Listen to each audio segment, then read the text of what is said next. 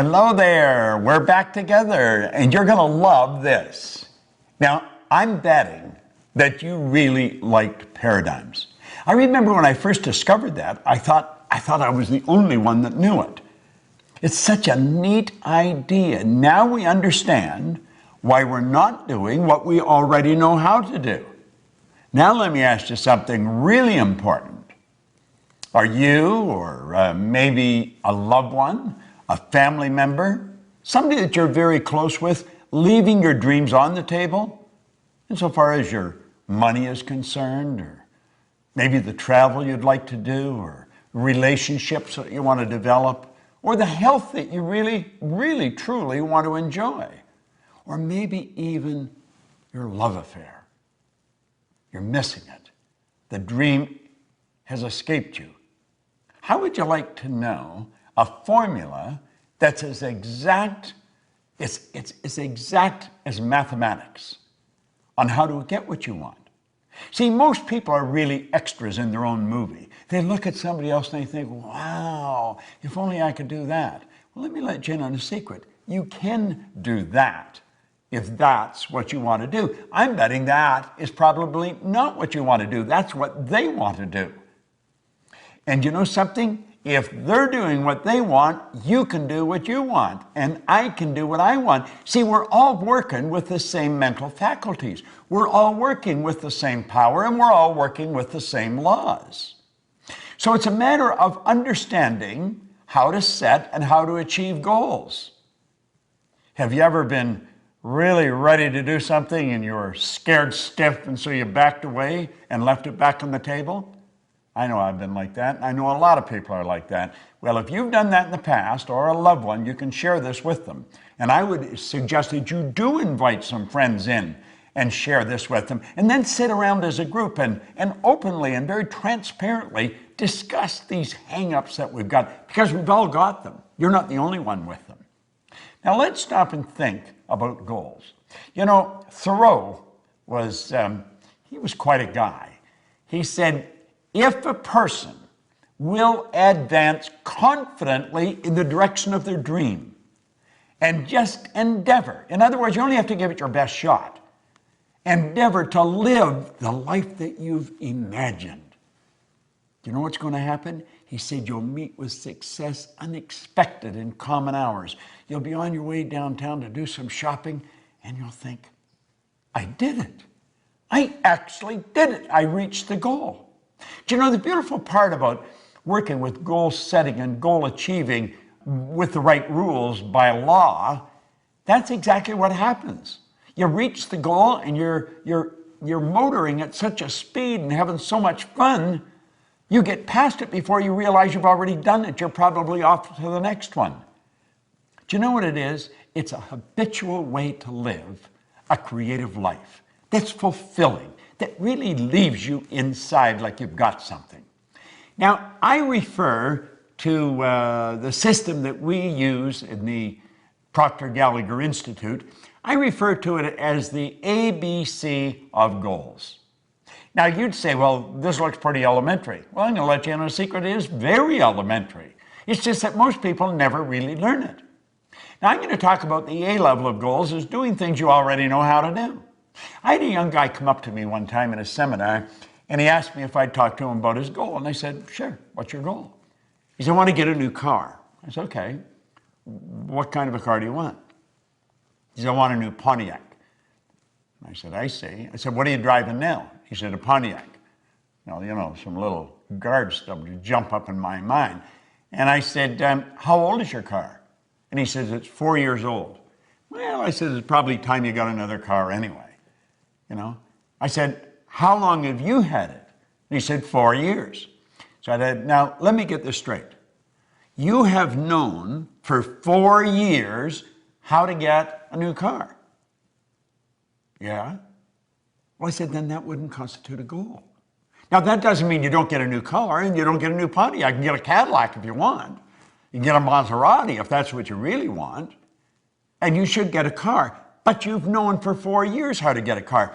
You see, the beautiful part about goals and understanding it is goals are not to get. Goals is not, you don't set goals for acquisition. You set goals to grow. You set goals to reach inside and stretch and go where you've never been. You set goals to take you to a place you've never gone before. And you grow as a human being, and you know something, you never go back. So A-type goals, forget it.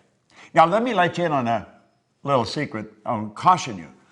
Probably all the people you mix with deal with A-type goals. Now why do I say that? Because we're attracted to people that are on the same frequency as us, that are in harmony with us. We talk about the same things, we like about the same things. So when you go for that new goal that's beyond the A-type goal, they're not going to support you. It's not that they don't love you. It's not that they don't want you to win. They don't want you to leave. That's right. They don't want you to leave, and you're going to leave. You're going to raise your consciousness, and you're just automatically going to attract a whole new world into your life. So where do we go if we don't do A-type goals? Well, you go to a B-type goal.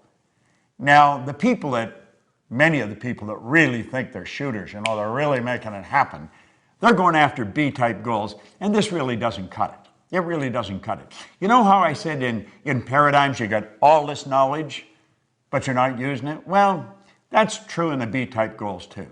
See, the person that's after the B-type goal, they pay attention to what's going on in their life. They know how much money they've got in the bank. They know how much is coming in. And they're pretty accurate when they survey their world. I'm talking about their material world and their social world of, him and her and it and them, the people that they could go to for support. And they've got to have a plan. The plan has to be right on the money. Now, they think if this happened, and if that happened, and if she did this, and he did that, and if that money come in like I want it to come in, if all these things happened, then I could do that. And so reluctantly, we say, that's the goal. And you'd say, well, is that really the right goal? No. Why not? Well, because you see, you already see how it's going to happen. So in that respect, it's much like an A-type goal. You got to stretch a little bit, but you know if everything falls in place. Now, I'm going to tell you something else. There's no inspiration in a B-type goal, and you're going to have to be inspired. But you don't get inspired going after a B-type goal, and your old buddies, the A-type people that you're always with, they're not going to support you because they don't want you to leave. So we got no support, and we've got no inspiration. Now, what's the next? The next is a C-type goal. See, the C-type goal, that's what I really want. When you sit and you daydream, you may have a couple of drinks in your mind, and you're off on a trip somewhere. If only we could do that. If only we could do. And you're fantasizing. But you see, there's a problem with fantasizing. You have been told you don't fantasize. That's not being realistic. It's totally illogical to think that you could do that. Well, that's pretty interesting, It really is pretty interesting.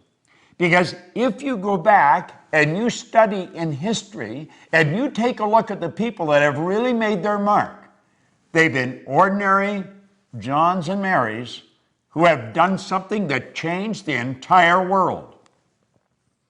Now, you'll often hear people say, well, one person can't change the world. I'm going to tell you something. One person changed my world. And I'll lay you odds, you get locked into this and you share it, and they're going to say you've changed their world. See, we've got to be able to get beyond that barrier of logic.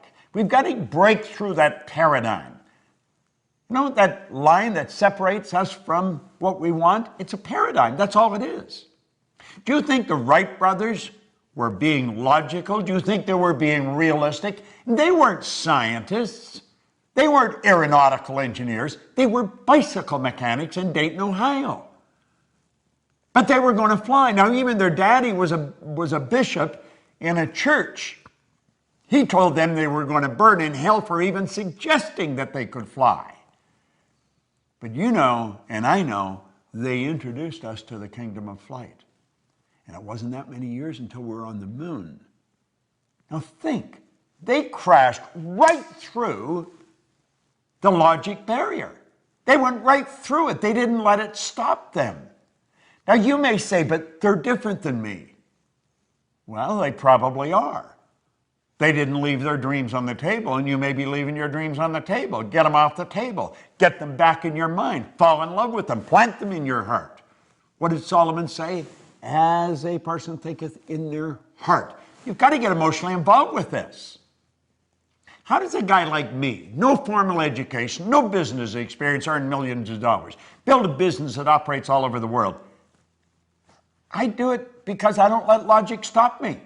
I'm not afraid of losing. Now think, what do you really want? Go lay under a tree somewhere. Don't even talk to anybody. Let your mind wander. Let it take off. Go to the land of imagination. Think about it. Let your mind wander. Go right through the terror barrier that we call logic. I'm going to teach you something about the terror barrier later, but I want you to stop and think of what you want. I had the very good fortune of working with Sir Edmund Hillary. Now, you might not even know who he is, although he hasn't been gone very long.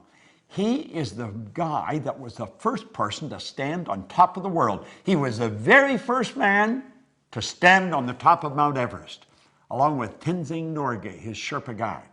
So you know the beautiful thing about them, this little side deal, neither one of them would say who got there first. Tenzing Norgay didn't say. Edmund Hillary didn't say.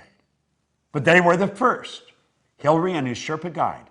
Now, Ed Hillary was a beekeeper from New Zealand. He was a beekeeper down in Auckland, New Zealand. Where did he get the idea that he could do something that has never been done before? People died. There's people encased in ice up there. They're never coming down. They've tried to do this. They had been trying to do this for centuries. Just like the Wright brothers, there's people trying to fly for centuries.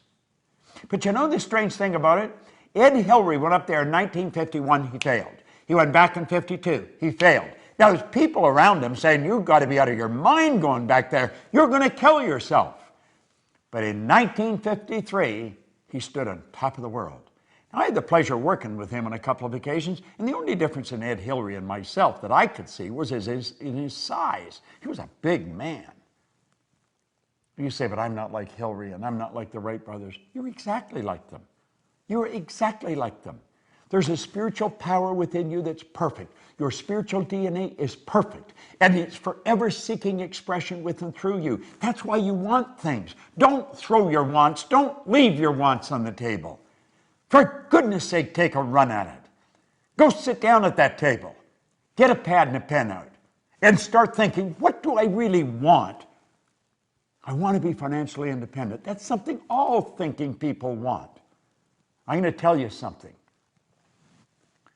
When you have no money problems, you'll be amazed how much free time you have. You see, in this program, we talk about wants. We're not talking about what we think we can do, and we're not talking about what we've done in the past. We're talking about where we're going, what we're going to do. What do you want? I guarantee you, if you can describe it, if you can see it in your head, you can hold it in your hand. That's exactly the way it works. Napoleon Hill, my mentor, he said, anything the mind can conceive and believe, it can achieve. Now, you may not believe you can. I guarantee you, you stick with us and you keep studying what I'm sharing with you, and you'll change your beliefs. See, I found out that was one of the keys in my success. I changed my belief. See, our belief system is based upon our evaluation of something. And frequently, if we reevaluate a situation, our belief about that situation will change. There's a three-step process for goals, goal setting and achieving. It's fantasy, theory, fact. You've got to build the fantasy. And it's okay to say that it's just a fantasy. That's where everything starts. That's where your clothes started. You probably have synthetic fibers on. We didn't always know how to do that. The building you're in, the air conditioning, the heating system, your cell phone, your computer. The fact that I can shoot this here and you can sit there and watch it. We weren't always able to do this. Somebody fantasized.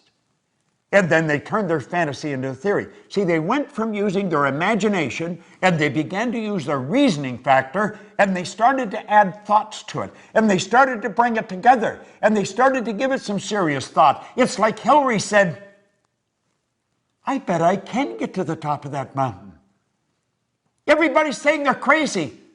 But they didn't know what he could see. He could see what they couldn't see. The Wright brothers. One was saying to the other, I see it, brother, I see it, I see us up there. And when they got up, they were only up for 14 seconds.